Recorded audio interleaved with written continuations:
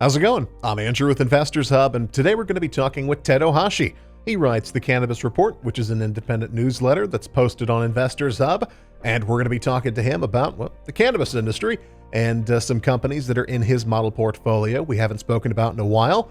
We're also going to be chatting about some interesting things that have happened in the industry in general in between the last time we spoke 2 weeks ago and now.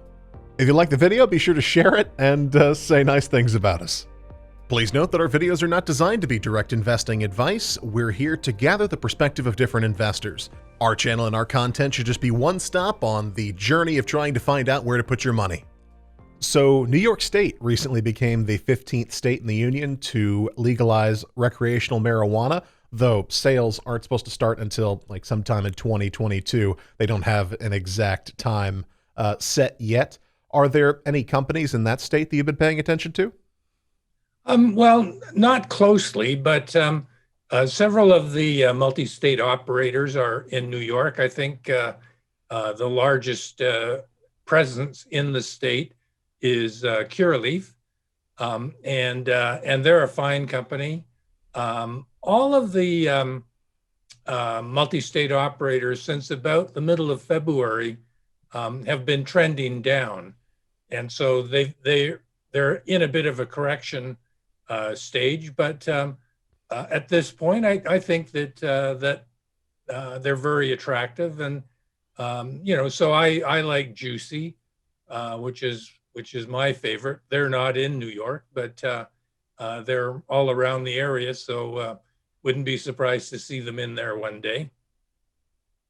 So one of the companies in your model portfolio that we haven't talked about in a while, but is a popular search whenever people are searching on YouTube and clicking on our videos, is 1933 Industries, the TGIFF. So is there anything new that's happening with them? Well, actually, they just reported earnings for the second quarter. Let's see, July, August, September, October, November, December, January, I think. The quarter ended January. And so, they've done something which, again, is quite an accomplishment in my view. The revenues went up and their expenses went down. And so this is always a good thing. They came perilously close to break-even EBITDA. And so, the company is kind of producing the results that it said it was going to, that it set out to do. I think that this quarter coming up, they'll probably expand into their not their new building, but it's a vacant building that was built at the same time their current facility was built. I happened to have visited them before this pandemic hit. And so I've seen the facility, it's great. And to run two cultivation operations side by side is great, because the second one they can use entirely for cultivation.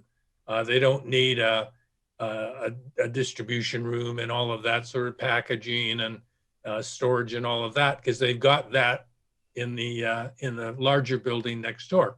So that should carry their growth pattern through at least the rest of 2021 and well into 2022.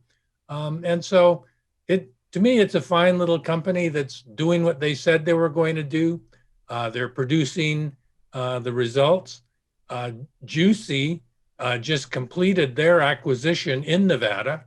And so I like that, because I like Jushi, and it tells me that they think Nevada is a good state to be in.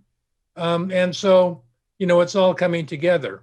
I'm speaking to Paul Rosen, the CEO of 1933, on Thursday, or in a couple of days, and so I'll have more to report to you next time.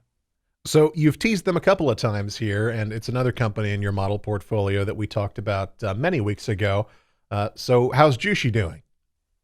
Oh, Juicy is doing great. I mean, again, market-wise, the entire group has been a little bit correcting since the middle of February, and that's happened to Juicy too. But I mean, recently they announced that they were now starting the expansion in Pennsylvania. Prior to that, they've become more active and are expanding in Virginia. They opened a dispensary or two in California. And so again, that growth story is continuing. And Jushi is a company, again, like 1933, they do what they say they're going to do. And so, when they give sales and earnings guidance, you can be confident that those numbers are going to be met.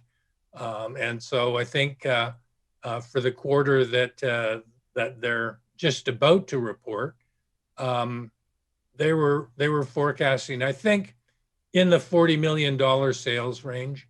So, yeah, I think we'll see that happen. And the stock is down a little bit, so it's a great time to be looking at it. So Chuck Schumer came forward again and said, hell or high water, we're going to put a cannabis reform bill on the Senate table, right? And Politico, I was reading this morning, they published an article a couple of days ago where they had an interview with him, and they asked him, because he kept saying it's going to happen soon, and they asked him, is 2 weeks soon? And he just sort of shook his head and said, soon.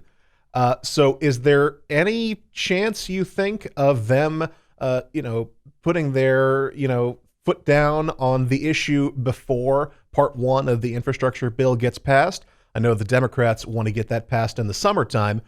Or do you think that all the cannabis talk and all those bills are going to happen after the infrastructure stuff goes through? Well, I think some of the other bills that we've been talking about might be passed between now and the summer. The safe banking and the MORE Act and all of those sorts of things. Because they've been around for a while, the politicians are familiar with what's in them. So a little bit of discussion back and forth. And I think one of those could go through. I mean, they're that sort of low-hanging fruit. Schumer's bill, which nobody has seen yet, and he hasn't really told anybody much about, but I find with those people, you have to parse their language quite carefully. And so when I read that same Political report, it to me, what he said was, he was asked, are you going to legalize? And he said, yes, our legislation is moving in that direction. And so to me, moving in that direction is not the same as legalizing. And so, as you know, I don't think legalization is going to happen, say, in the first 2 years of Biden's administration or current term. And so I think they'll bring it forward. But I think the language is going to fall short of legalization. The other thing that people are becoming aware of is, I guess the Democrats are relate more to social issues. So New York's legislation, New Jersey's legislation, and what Schumer's been talking about includes language that will encourage small and minority ownership of the businesses that open up around that legislation. So, it's not going to be a clear runway for the larger companies to go charging in because the Democrats are concerned that that's happened already, and they're going to at least have language in their legislation that favors smaller ownership, individual ownership, anything but the big bad corporations. So, I think those are two things to watch out for. Any final thoughts? No, I don't think so. The group has been correcting, and it's been going on for around 6 weeks. So I think, it's time that these could turn. And I think one of the, I don't want to call them smaller bills, but one of the pro-cannabis bills that has been out there for a while, if it's introduced in the Senate and it goes through, I think that would stimulate a good rally in the cannabis group. I don't have positions in any of the companies that I've talked about today. If you like the video, be sure to like and subscribe. You can follow us on Twitter at ihub_vision. And you like the video, be sure to share us too. And I'll see you again soon.